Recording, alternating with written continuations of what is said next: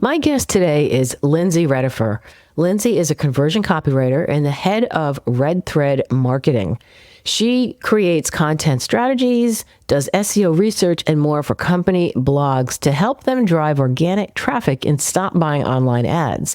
So today, she is going to share with us how she navigates copywriting for controversial products and services, including clinical hypnosis and fair trade essential oils. Let's jump right in. All right, Lindsay, welcome to the podcast. I'm so excited to have you on. We've gone back and forth on LinkedIn a couple times. Yes, I'm so thrilled to be here, Linda. You're so cool. I follow you on LinkedIn avidly. I feel so honored to be in the presence of the great Linda Malone. This is amazing. I'm going to tell my husband you said that. That's how I want to be from now on. Okay. Yeah.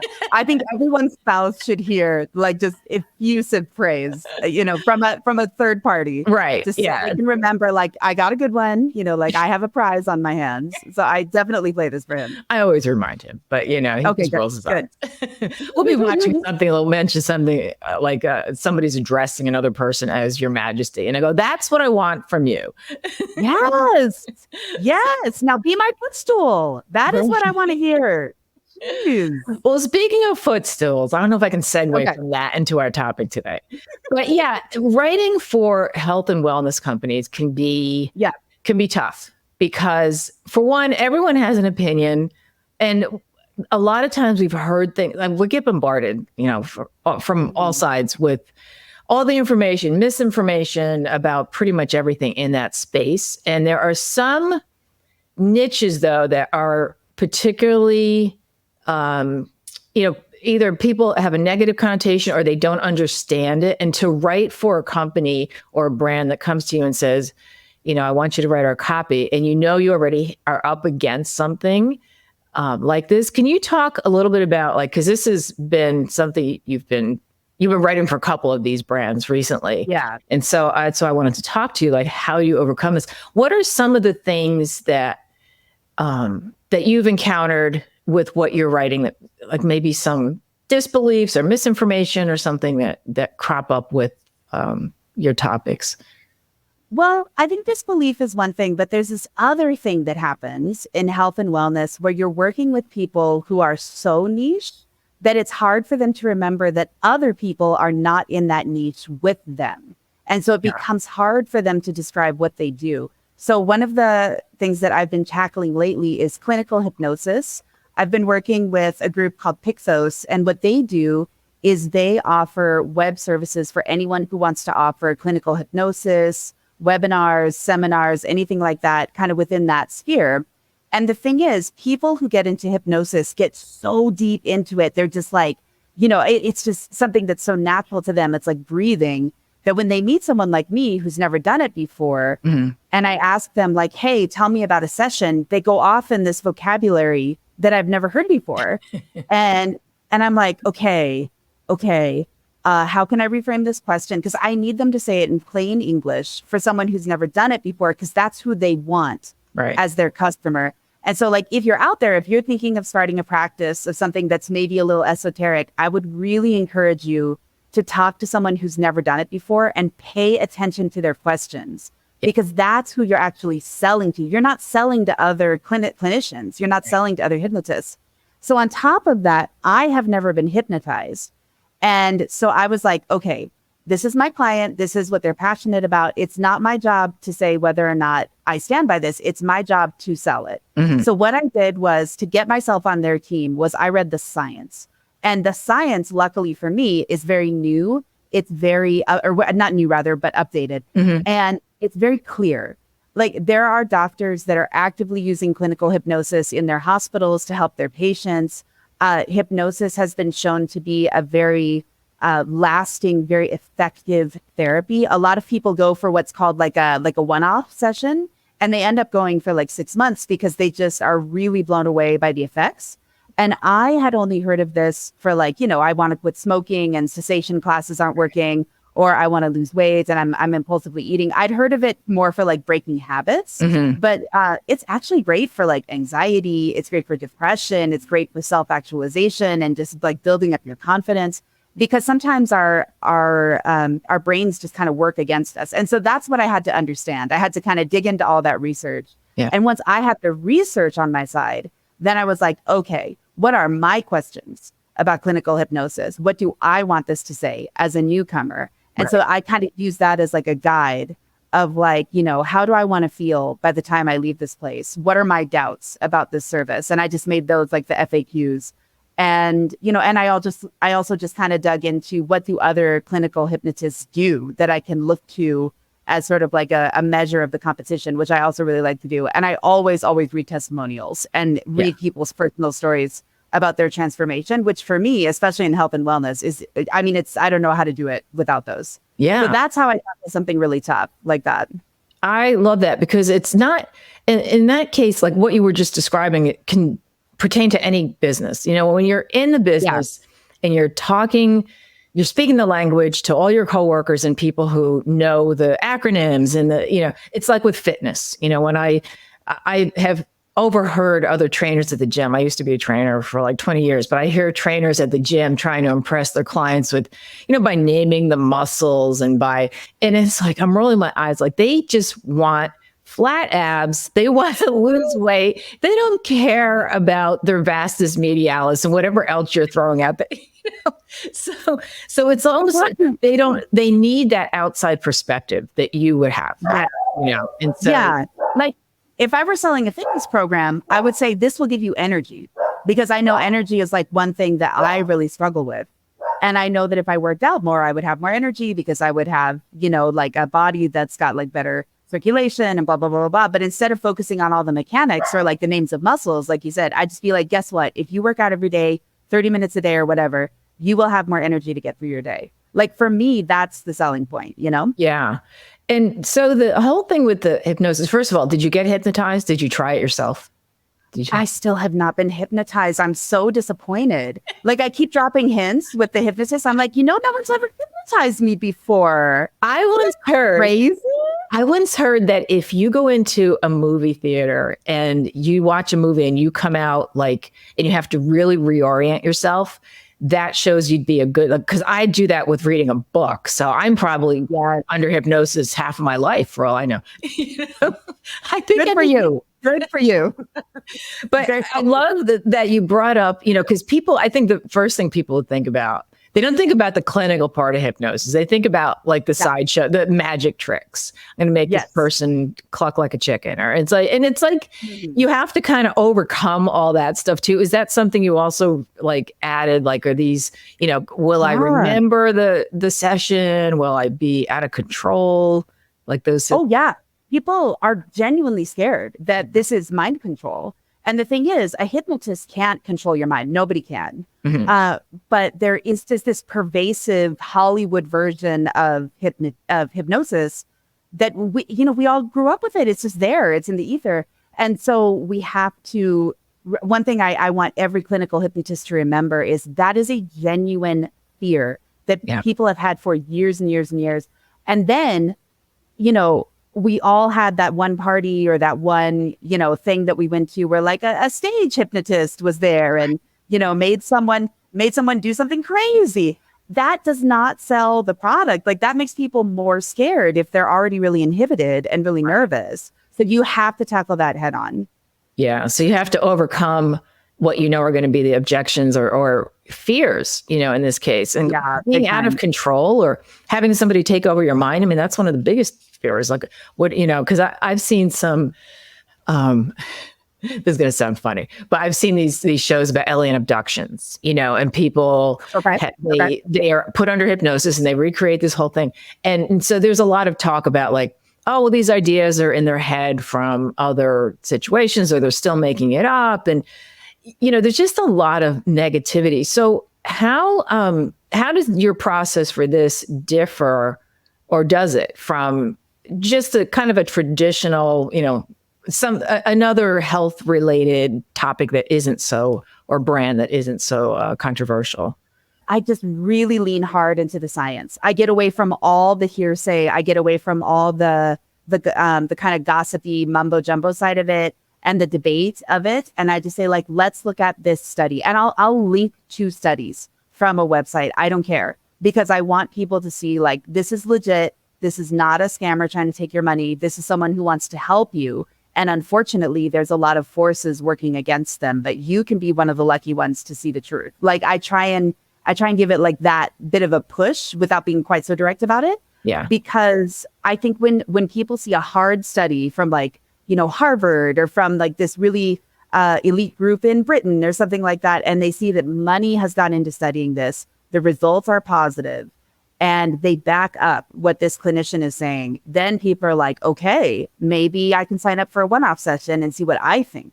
And that's all we need. We just need that foot in the door, And is your client usually understanding of these kind of objections? Do they feel it's unnecessary? Like, you know what, people know, or why are we even bringing this up? Do you ever get pushback like that? Yeah.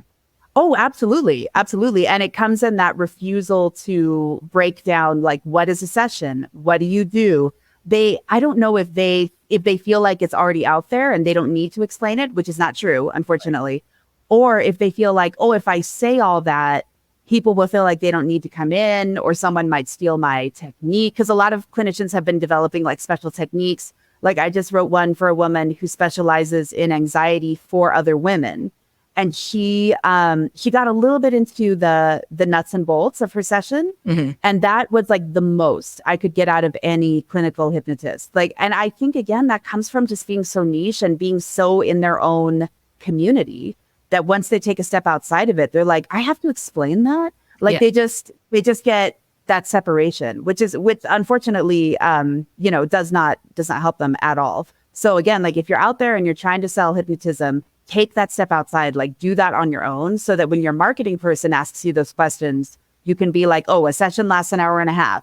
You sit in a chair. I use a beautiful little gong, or whatever. Like tell us that stuff, like the physical stuff that you do. Yeah. Because that's what I just could not get anyone to talk to me about. That's interesting. Is it mainly because they're afraid of competition? It could be. Hypnotism's having a bit of a moment, or hypnosis. Sorry, I'm not supposed to say hypnotism. Hypnosis is having a bit of a moment. And so it could be that. It could also just be that it's a very specific type of person that gets into this profession. And I think they're very heady. I think they're very academic. They're very interested in like thought processes and very high level stuff. So when you try and talk to them on like a very basic level, it's just hard for them to make that shift, Yeah. And so I think it's honestly a struggle. And it's tough. I do Reiki. Are you familiar with Reiki? It's energy work. So from what I understand, you don't actually touch the person's body. You kind of hover over them. Is that correct? You could, if they give you permission. I mean, I don't do it. Okay. I haven't done it in years and years, but I studied with a Reiki master. I'm a Reiki master, but I don't really talk about it because of exactly the things that we're saying. People are like, it's weird. And what's funny is when I was working as a personal trainer, I would tell some of my clients, so it's energy work, and it's basically anyone can do it. If you do have to be trained, there's certain things you have to go through. But it's seen as like woo woo, and it's really not, because we all have an energy field. But it takes me like 10 minutes to just explain why it's not woo woo before people are even listening to me. But what's interesting is when I was a personal trainer, I had a client who was a physician. And he had Parkinson's, and he would be in a lot of pain. He'd have a lot of problems. And who did he call when he said, I need a Reiki session? Like first he laughed about it until his hospital had a wing where they had Reiki practitioners. Then all of a sudden, because it is backed by, I'm a very down to earth person, but it is backed by some science. I haven't looked into it recently because I just haven't had a need to. But that's kind of the thing where it's on the cusp of being accepted as part of it's more like, alternative medicine. And is clinical hypnosis considered alternative, or is it more like you call it clinical? Is it more? So there's this new category of medicine that's called functional medicine. Oh, yeah. And I actually just got to have a really interesting talk with an emergency room doctor about functional medicine. Like just completely randomly, I chatted him up at a wedding. And he was telling me like, I was asking him like, do you work with a lot of functional doctors? And he was saying, I love functional doctors.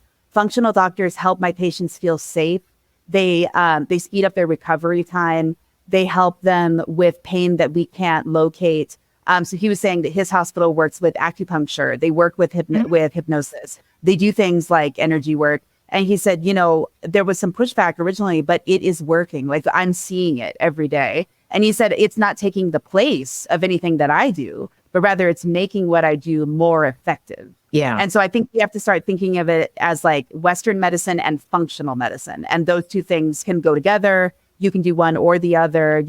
I wouldn't say if you have a broken arm, go see a functional doctor. I would say go see your doctor and then go see your functional doctor to help you through the pain, to help you recover, like do all that kind of stuff. Yeah, it's pretty, I have stories I won't get into now, but just some stuff that I've experienced with clients and doing Reiki where people who didn't believe any of it would be like, this is so weird. And it just, it complements traditional medicine. If you're in pain, you have a headache. I did it on myself this morning because my throat's bothering me. Like I do it on my cats. And if it helps, fine. If it doesn't do anything, there's no harm. It's not like I'm doing anything invasive or people who are, Yeah, you're not chugging down pills. You're just trying, some energy work. If it doesn't work, you're right back where you started. You're not any worse. And I think that's why doctors like it, is because it doesn't interfere with like medications. It doesn't interfere with visits to the doctor. It's just an extra thing that's optional that you can try. And people who try it, they see results. So I would say to anyone, like, if you find a good like Reiki master, clinical hypnotist or what have you, go for it. Why not? Yeah. I mean, it's worth trying. And out here in Arizona, there's a lot of that. There's a lot of these spas out here that offer different types of modalities. I see their ads, but I haven't checked them out. But what else? You mentioned also about working for a fair trade. Was it fair? Yeah. What was that? It's a fair trade essential oils company. They're based in Madagascar and they're just about to open their doors. And I lived in Madagascar way, way back in 2005. And I lived there until 2008. And the woman whose house I inherited, who was also an American, she is actually just randomly best friends with the CEO, which we didn't discover until we met like via Zoom call. We were like, her. And, we just had one of those random moments. And so he's an American based in Madagascar. I believe his wife is Malagasy. Don't quote me on that. But I think that's what got him out there. And then he is starting a 3-column company. So he's got coffee, he's got essential oils, and he's got spices. So he really wanted help with the last two, the essential oils and the spices, particularly the essential oils, because he knew he was really up against a wall. Yeah. Because unfortunately, a company that shall go unnamed has really made a bad name for essential oils, which is unfair. It's unfair because the more I learn about essential oils, the more I'm like, this is an opportunity for people who are, it's suffering so much in their own country to give us something that we want, that is valuable, that makes our lives better, and that can make them some serious money and really balance out like these, just can undo a lot of damage. Yeah. And because these jerks in, this one company turned essential oils into what's called a multi-level marketing scheme or an MLM, now it's such a struggle for any new company that actually wants to do something good. Mm-hmm. And so what he's doing is he's working with local Malagasy farmers to grow plants that grow very, very well on the island. And what they do is they distill them and they bottle them on site. So you're getting this like super, super like fresh, organic, beautiful essential oil. And he's working out a shipment system so that you can have it within a few days. So from the time of harvest to the point where it gets to your house, it's like so little time. It's less than a week. And that's huge. Like to get from Madagascar to the States in like less than a week, that's enormous. Wow. And so I was really excited to write for them. And so again, I really leaned into the science, but essential oils is something a lot of people are familiar with. Most people I know have at least a few bottles in their house. And so what I needed to really dig into was what makes these oils different. Right. And so I really focused on like, these are produced by local farmers who love what they do, who are very connected to their plants, which is true. As someone who lived in Madagascar, I can say that's 100% true.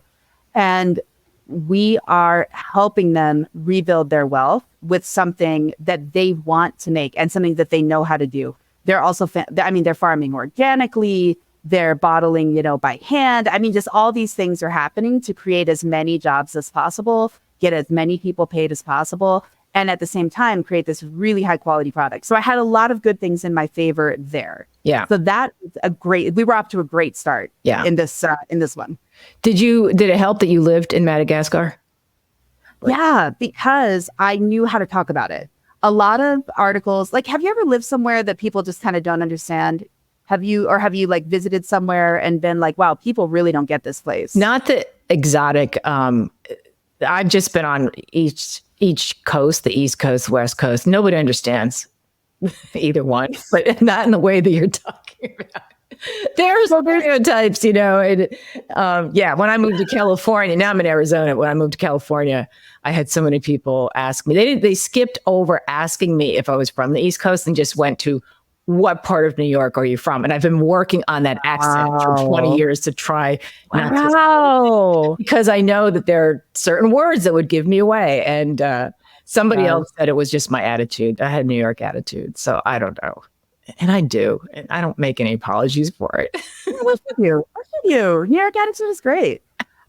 So there's this weird thing that happens, especially in America, when we write about African countries, where the writer will write about 3, maybe 4 paragraphs about what's actually going on, like the actual situation in the country, the update, the organization that's there. And then it'll sort of dissolve into these general statements about the place, like Madagascar is an island. It is off the coast of Mozambique. It is the inspiration for the movie Madagascar 1, Madagascar 2, and Madagascar. I mean, it just which like were great. I love those movies. No, they're great. They're great. But like, it just becomes this like general statement article, and like they don't know what to call a person from Madagascar. It's Malagasy. And so they'll say the Madagascarans, you know, and it's just like, just ask someone. Just ask someone. Yeah. And so it's like, luckily for me, I know how to talk about it. I know what Malagasy people are looking for, and I know what American people are looking for. So I was really in a nice spot for that job. Where I had some struggles was talking about the fair trade of it all and saying like, hey, here is what we're doing. So what I talked to my client about was like really making sure they have videos. And I said, if your company policy is transparency, you need to be videoing where do these oils come from? Who is making them? How are they made, et cetera, so that you can put those directly on your website and show people, we are being honest with you. We are telling you the truth, and we want you to trust us because this is going to help people. Yeah. And so, that was something he was really receptive to, luckily. And he also wanted to make like some little kind of Facebook ad videos that were a little more artistic and stuff. And I was just like, just take that B-roll and just put it on your site, you know, and just really make sure that we can see what's going on, because we can't just casually visit, you know, like we need to see that this is a legit situation. And they were open to that. They didn't say, well, we don't do videos.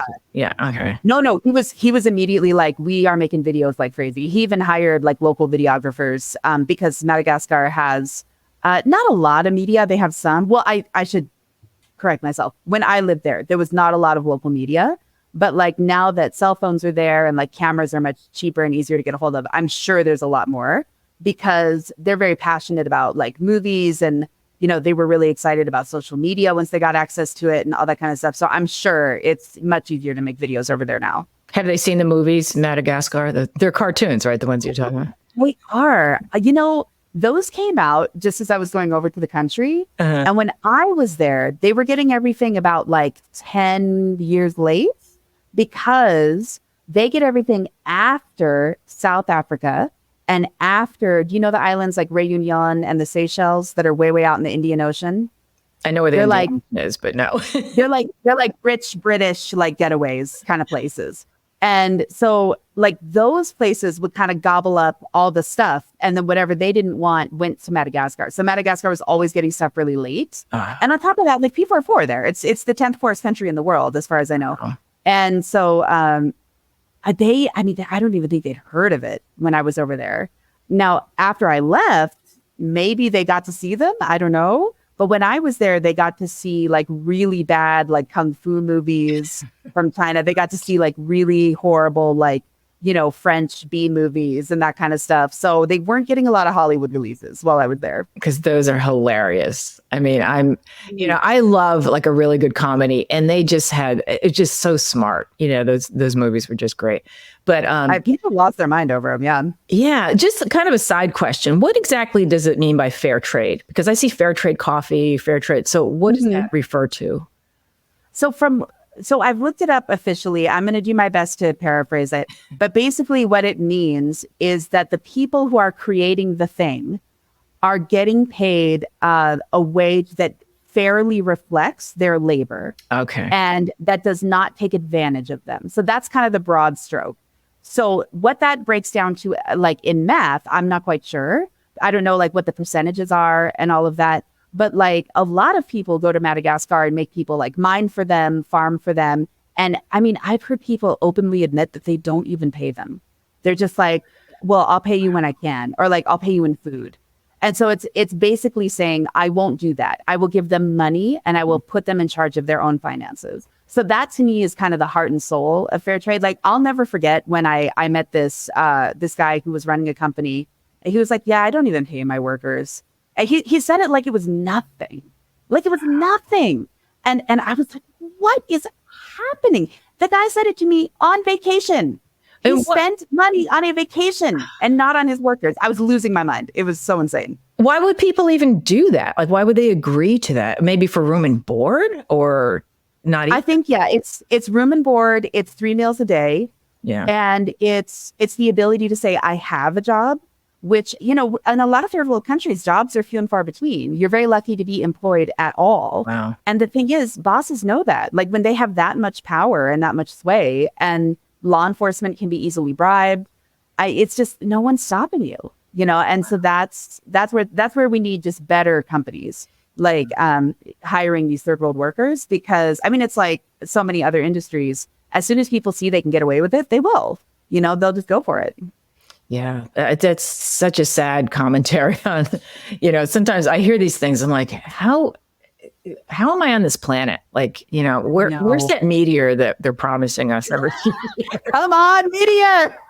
Just land right here. Oh. I don't want a long, drawn out death. Just land on top of me and just get me out of here. I'm so with you. I have days where I'm like, could someone end the human race, please? I'm so just horrified. Like, I hope there's aliens that are going to take us and abduct us. Yes.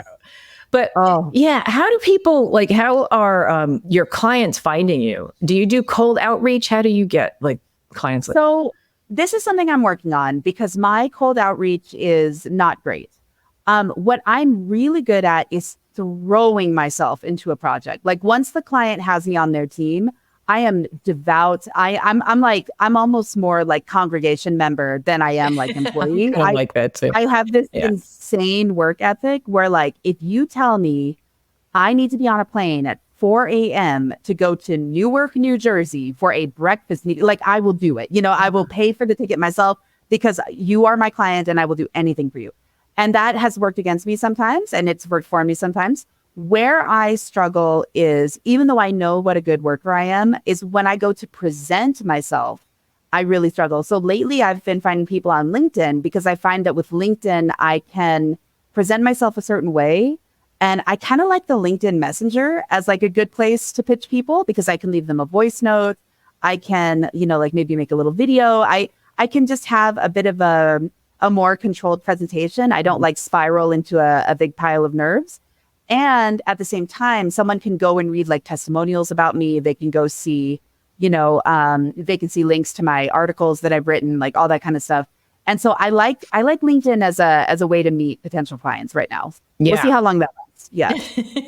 Yeah. And you're up against all the people who are pitching you, like, what do they call it? Pitch slapping, because I get so many people just trying to sell you things in the DMs. Oh, yes. Oh, yes. Yeah.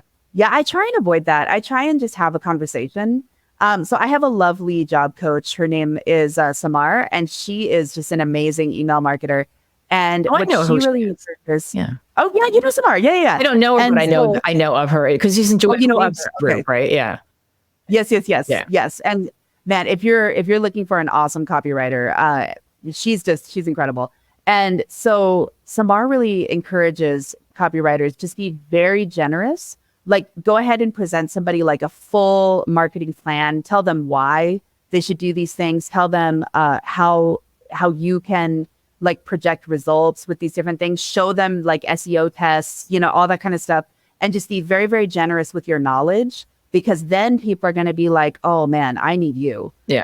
And that really sells people a lot more than like a cold email might. Now, some people are amazing at cold emailing, and like I've had some luck with cold emailing, but lately I just have not.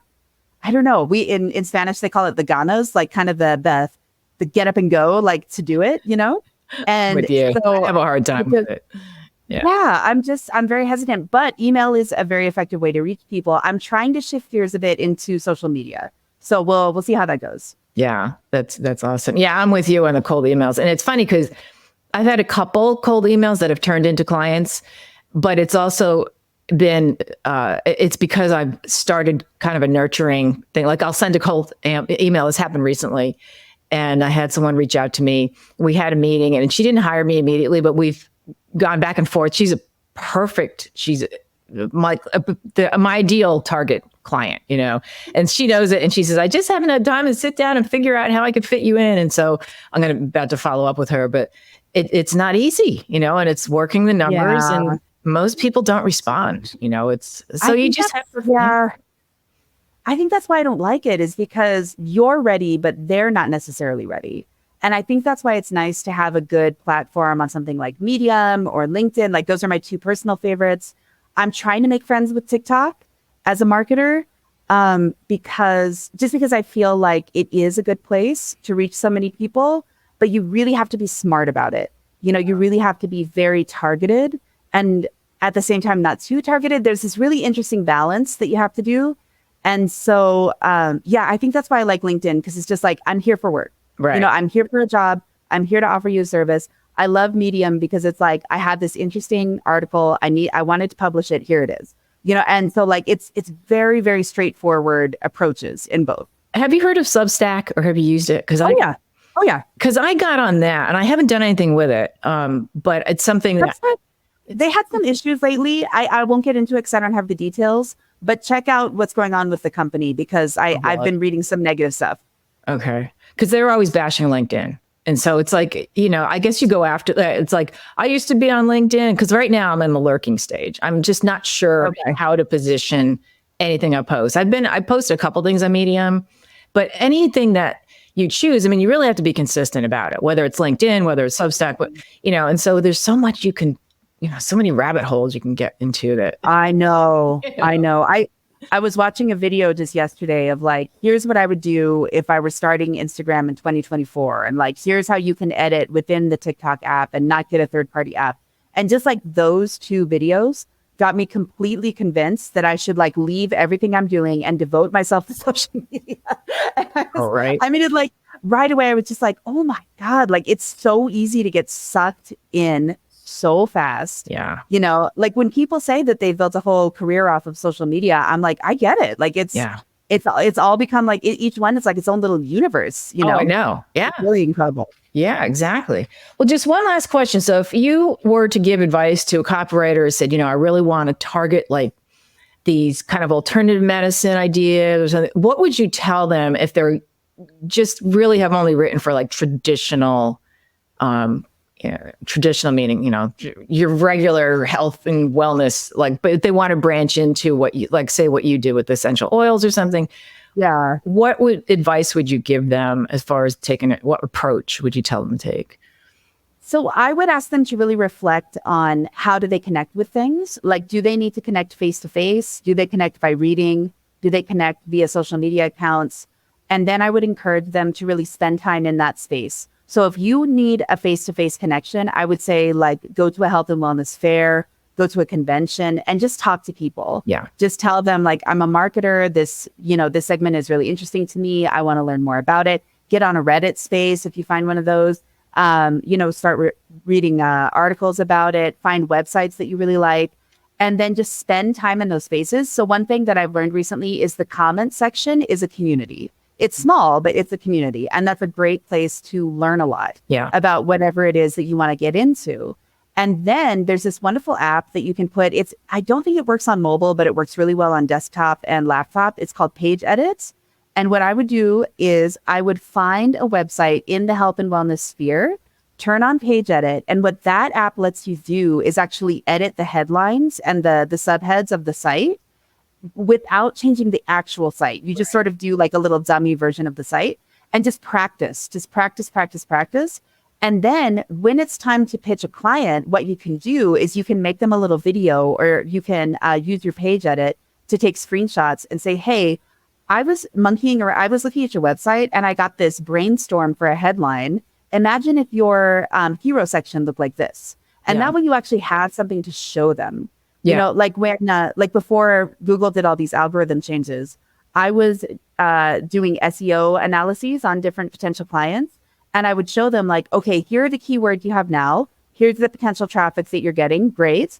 That's all fine. But look, if you use this one keyword, your traffic goes up by thousands every single day. And I can help you do that. So when you have something you can show people and when you're kind of in the space, I think that's the best way to do it, particularly with health and wellness, because the people who are in it are so passionate about it. Right. They're often up against a lot of naysayers. They need to know you're on their team. They really need to see your face in their spaces, on their accounts, in their in the fairgrounds, like wherever you can go.